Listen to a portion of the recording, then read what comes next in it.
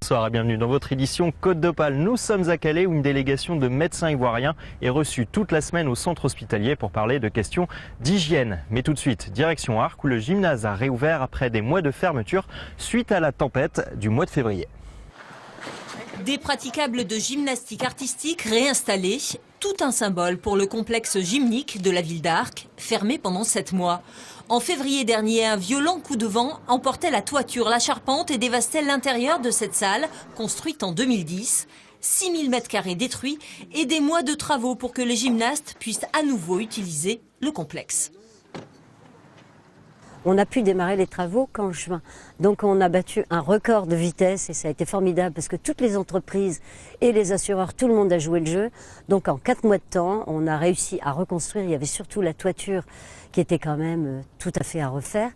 Et donc on a fait cette première tranche de travaux pour pouvoir rendre à l'association la grande salle. Donc on a fait cette première partie et dans 1 mois, on aura les petites salles qui servent aux autres activités sportives. Coût total des travaux, 2 millions d'euros entièrement pris en charge par les assurances.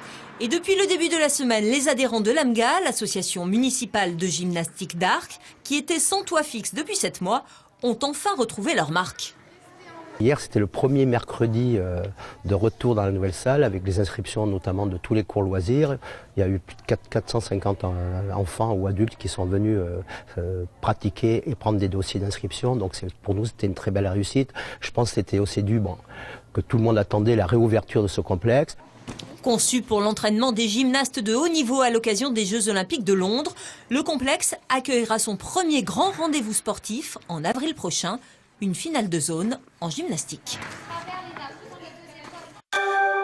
Quel est le temps entre un prélèvement et le rendu du résultat?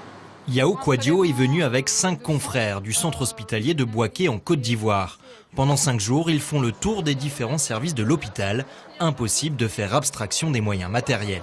Ici, j'ai été forcément impressionné par leur chariot qui envoie les prélèvements et aussi les résultats. Ça, c'est la première fois que je vois et puis je ne pense pas que dans un hôpital à Bouaké, on puisse avoir ça pour le moment. Pour le moment, l'objectif est d'échanger avec le personnel calaisien sur les questions d'hygiène.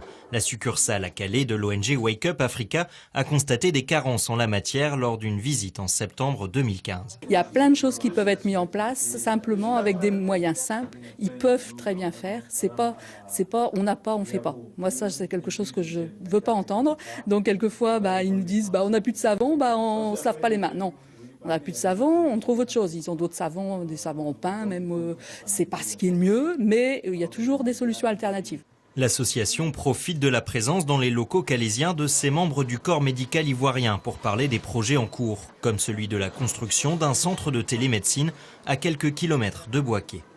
C'est déjà sur inspiration du modèle français qu'on veut déployer la télémédecine en Côte d'Ivoire pour essayer d'améliorer la prise en charge de certaines pathologies. Compte tenu du fait que certains sites n'ont pas accès à des spécialités. En novembre, les Calaisiens se rendent à Bouaké pour un séminaire sur l'hypertension et le diabète pour aider la médecine ivoirienne à marcher vers une plus grande modernité. Des décennies, des siècles même que cette falaise recule. Ce qui a permis une certaine urbanisation, aujourd'hui mise en danger. Des mouvements de terrain sont régulièrement observés. Ces 4 maisons, pour ne pas dire plus, sont directement menacées.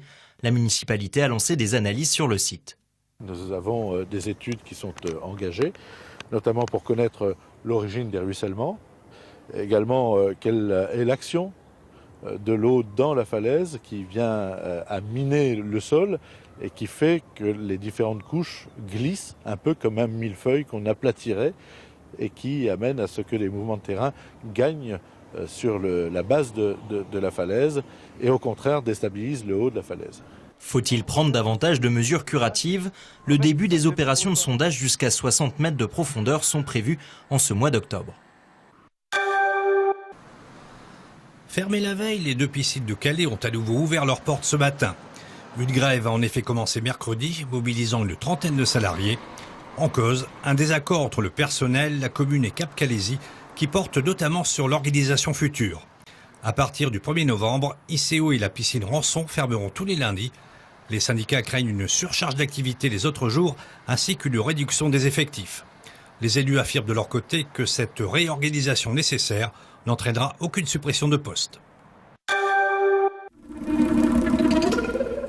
Mettre en miroir des œuvres anciennes et des œuvres contemporaines. C'est le parti pris de cette exposition qui regroupe les œuvres d'une trentaine d'artistes alaskiens contemporains. Parmi les thèmes abordés, l'importance des traditions, les questions d'identité ou bien encore l'écologie. Les œuvres anciennes, ça nous apprend des choses sur les cérémonies, les traditions, etc. Et je pense que les œuvres contemporaines, ça reprend ça et ça va encore plus loin. Ça parle d'autres choses. Des fois, ça parle aussi des artistes, de leur ressenti à eux, de leur vie. Ça parle de beaucoup plus de choses. Le musée de Boulogne, qui possède déjà une importante collection d'art alaskien, s'est fait prêter plusieurs pièces pour enrichir l'exposition, notamment du musée du Quai Branly. Une chance pour les visiteurs. Je trouve ça très intéressant.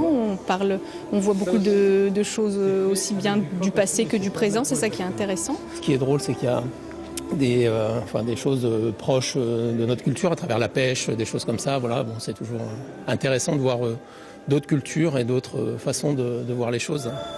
Et pour l'occasion, le musée a innové. Je me demande un peu ce que c'est. Du coup, je regarde et j'ai toutes les informations nécessaires sur ma tablette. Sur l'application mobile gratuite, créée spécialement pour l'exposition, des vidéos, des interviews des artistes ou des anecdotes sur les œuvres. Un bon moyen pour approfondir la visite et se laisser absorber par cet art méconnu. Voilà, c'est la fin de cette édition que vous pouvez retrouver sur notre site internet ainsi que sur l'application France 3 Région. France 3 Côte d'Opale revient dès demain 19h15. Très belle soirée.